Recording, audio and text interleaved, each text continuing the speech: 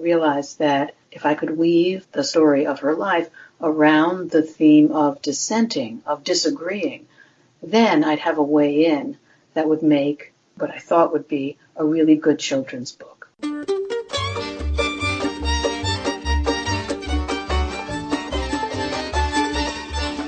This is the Book of Life. I'm Heidi Rabinowitz. Dissent is Debbie Levy's stunning picture book biography of the hippest of all judges, Justice Ruth Bader Ginsburg, who became the first Jewish woman to serve on the U.S. Supreme Court in 1993 and is still going strong now in 2016. I spoke to Debbie by Skype at her home in Maryland. But before we hear from Debbie, let's listen to a bit of a song from Jonathan Mann's Song a Day project based on Ginsburg's Hobby Lobby Dissent. Be sure to visit bookoflifepodcast.com for links to more on the notorious RBG.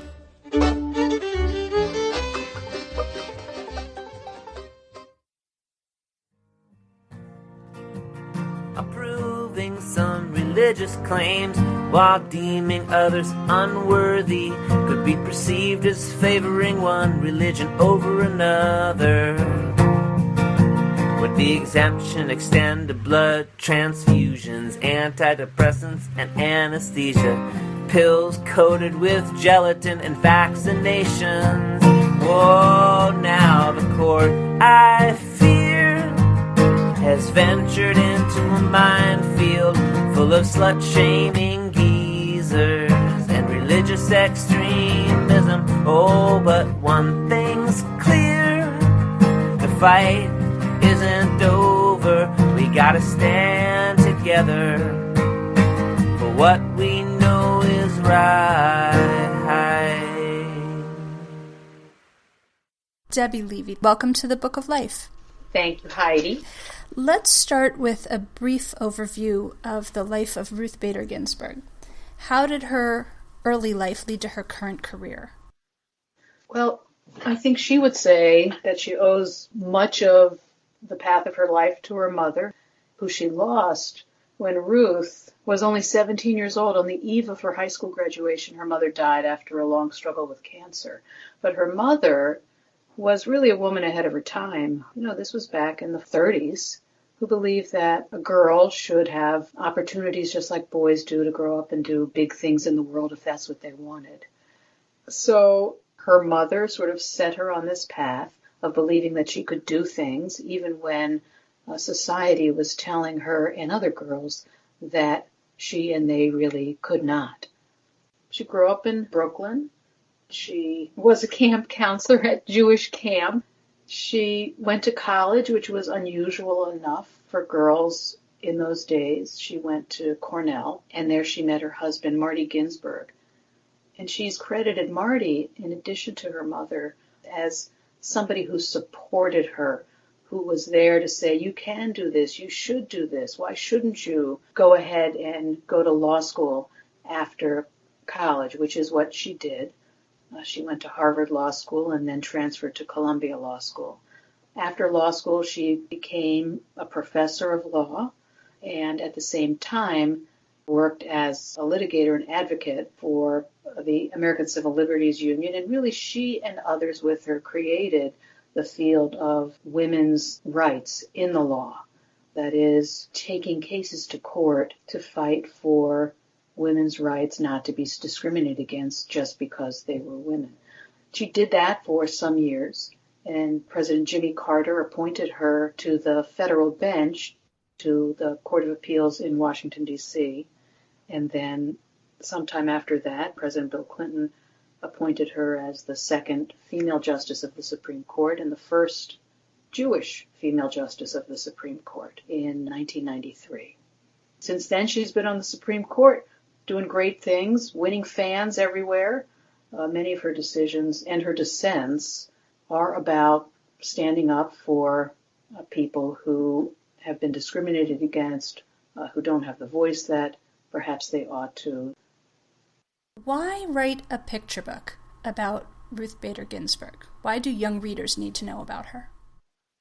There's so many reasons. She presents such a great role model it's true, she is working in a field that can seem remote to children, law and lawyering and judges, but I think there's a way to explain it simply and bring her story to them as somebody who disagreed her way toward better things, and who, when the world is telling her she can't do something, she did do something.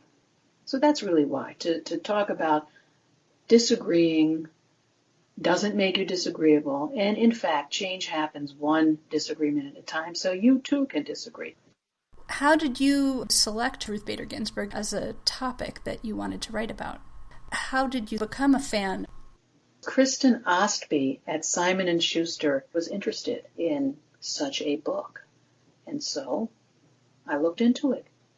But really, Heidi, I would say that I became a fan of hers by doing research for this book. Research into her life, reading everything there is to read about her, watching a lot of interviews that she's given, reading her own works. And two things in particular really moved me a lot. One is she gave me access to her papers, which are deposited with the Library of Congress, and they're not public yet. And so looking at her papers, which includes speeches and drafts of speeches and memos about cases she was working on and note cards that she would write, it's also thoughtful, not to mention tidy, and just admirable. So I felt like I got this window into this brilliant, methodical, but also warm person through her papers. And the other thing that really moved me a lot is listening to her at the Supreme Court. You can go online and you can find the audio tapes of Supreme Court arguments way back when. So you can listen to Ruth Bader Ginsburg, attorney, arguing in the Supreme Court. So listening to her arguments and how she handled that. And then, of course, now you can go online, and at the end of every week, the Supreme Court puts up the audio of the cases at the court. So listening to Ruth Bader Ginsburg as a justice today is awesome, because the woman's 83 years old. And yet in so many cases, she's still first out of the gate questioning the lawyers who appear before the court with incisive questions, fully engaged in some of the most important issues that we face today, certainly in the law and also in society. And so those two things, they've made me sort of an obsessed fan of hers, by which I mean just that I didn't really expect to love listening to Supreme Court audio. And you might too, Heidi. I recommend it. Give it a try. Okay. In your research, did you learn anything really interesting that just couldn't fit in? There was something that happened after I wrote the manuscript. Justice Ginsburg ended up not having time to give me an interview, but last fall I asked her if she'd review the manuscript, and she did. So she sends back the typescript, and in the manuscript she's methodically crossed out every place where I have referred to her parents. Each time crosses out Mrs. Bader, writes Celia Amster Bader, crosses out Mr. Bader, writes Nathan Bader.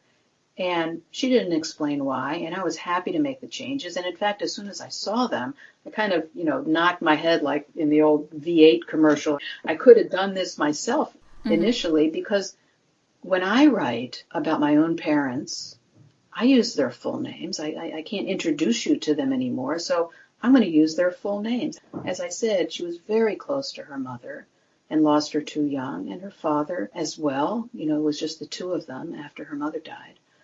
I think you're never too old to want to honor your parents, and that's a way to honor your parents, not let this author just say Mr. Bader, Mrs. Bader. Now, that's my theory. People have also said that she just doesn't like the honorific Mrs., so that could be it. But I'm sticking with this theory of mine, that she wanted to see her parents' names in full in this book. I like it. Yeah. So Ruth Bader Ginsburg has a sort of cult following that the other Supreme Court justices just do not have. So what makes this little old Jewish lady so cool? She became a cult figure because she speaks up. She's not a yeller. She's not a screamer. She doesn't make things personal. One of her close friends was Antonin Scalia, and two people on the Supreme Court could not have disagreed more on legal issues and probably on policy issues as well. But they heard each other. They didn't just scream at each other. They heard each other. They exchanged ideas, did the work that they needed to do, and then, their families went on vacations together, and they traveled together, had holidays together. So there's much to admire about her for her outspokenness and also for the way she is outspoken, which is in a respectful way. Okay, good. There was a remarkably passionate essay at thepicturebookreview.com that suggests that kids see this book as a superhero book, that it sort of sends out secret signals with the lettering and the body language of the illustrations. How do you respond to that suggestion? I say, yeah, man, absolutely. I saw that review, and then a couple of days ago there was a review in Elle magazine, or at least their online version, a roundup of books to start your baby's feminist library. And there were a bunch of great books that are listed there, and she gives little reviews of each of them, and I Dissent is included. And the author said something like, my toddler loves the book, and she can't quite get her mouth around Ruth Bader Ginsburg, but she calls her Ruth Bagel Wonder Woman. So there's the superhero thing again. I think it comes largely from the art and from the design of the book. I mean, look at the colors. They're bold and deep, and Elizabeth Badley's hand lettering is superhero-y like, I think, and throughout the book, important words, many of them, of course, synonyms of disagreeing and dissenting, I protest, I object, and et cetera, are all done in Elizabeth's beautiful, balloony hand lettering, like maybe in a comic book. I like the idea that aesthetically, and I think the message also, it reaches out to boys as well as girls. So yeah, bring it on. Can you talk about how Ruth Bader Ginsburg's Jewish identity affected and informed her career in law? Well, there's a scene in the book when she's a child and she and her family go on a car vacation and they come across a sign outside of a hotel that says, no dogs or Jews allowed. And I know about this anecdote because years later at her Senate hearings, at her confirmation hearings, after she was nominated to the Supreme Court, she brought this up as a way of saying, I've been thinking about discrimination, bigotry, my whole life, since I saw that when I was a girl. So that affected her very strongly. And then she has also said that her Jewish heritage has continued to make her very aware of issues of discrimination, of fair treatment. And also, I think, of reasoning your way toward a conclusion, which is, a very Jewish approach to problems, reasoning your way to a solution. Of course, arguing is also, isn't it, the Jewish national sport? Right. You often seem to write about social justice issues. So can you talk about that thread that runs through your work? I guess I do. You could say there's social justice issues. I think there are also books about the other or the outsider. And Ruth Bader Ginsburg is, of course, at this point, the ultimate insider as a Supreme Court justice. But she didn't start that way. She was an outsider by dint of being Jewish and by dint of being a girl, an outsider to the world that she was trying to get into. Thinking of my other books, most recently I had a picture book about the song We Shall Overcome. And the same two threads, you're right, are there. The book about my mother, The Year of Goodbyes, an outsider as a Jewish girl in Nazi Germany. Even my young adult novel, Imperfect Spiral, is about a girl who feels herself to be an outsider and also raises issues about immigration and undocumented immigrants in that story. What are you working on next? My very next book is coming out in February, and it's a picture book. But Heidi, it's an 80-page picture book. Who gets to write one of those? Wow. I know. It's called Soldier Song, and it's a true story of the Civil War. It's the story of something that happened after the Battle of Fredericksburg in Virginia in the winter of 1862, when a song brought the two sides together. During the Civil War, there was usually no fighting in the winter because the weather was bad, and both sides would usually go into winter camp, unless they were in the Deep South, I guess.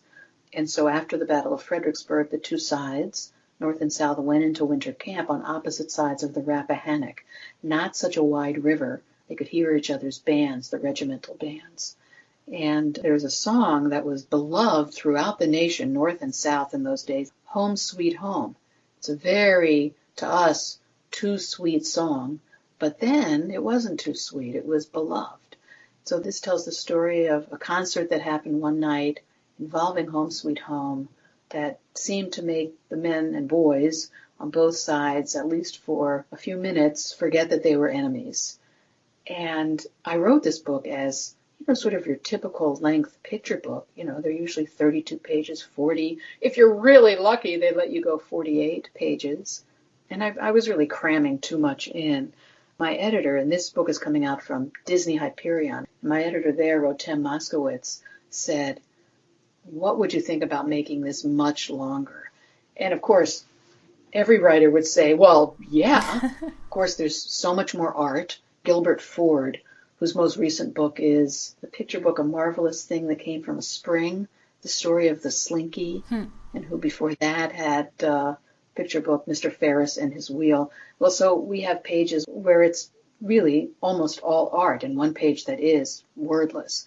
But a lot of the extra space we were able to give over to primary sources, which, oh my goodness, makes me so happy to be able to have actual letters that soldiers wrote from Fredericksburg, or memoirs that soldiers wrote about Fredericksburg and about the incident that the book is woven around. I'm going on way too long about this. That's my next book. I'm also working on something about somebody who's not famous at all, who participated in a milestone in the civil rights movement that nobody's ever heard about. One of those things that was on the front pages of the news when it was happening back in the 1950s, but that has pretty much been almost lost to history. So that's very much something in progress, and hopefully I'll have the opportunity to talk to you about it another time if a book is published based on my work. Okay, sounds like a lot of exciting stuff. How can this book, I Dissent, help us in the current contentious political climate? Readers of this book, the adults who read it and kids, will be reminded that it's possible to seriously disagree and not pull your opponent apart, pull your opponent down, use intemperate language. It's possible to disagree without being utterly divisive. For that reason alone, that is, because of what's going on in our public discourse right now, because of the presidential election, read it as an antidote to poisonous discourse. It's possible to seriously, vehemently disagree and not be a jerk. Perfect. Debbie Levy, thank you so much. It's my pleasure. Thank you, Heidi. Books have dedication pages, and libraries have dedication plaques. The Book of Life podcast has dedications too. Here's a dedication for our next episode. This is Leslia Newman, author of the poetry collection I Carry My Mother and the children's book Quetzal the Cat Who Composed. I'll be joining you soon on the Book of Life podcast. I'd like to dedicate my episode to my mom and to my cat, Princess Sheba Darling, who are both listening in from heaven.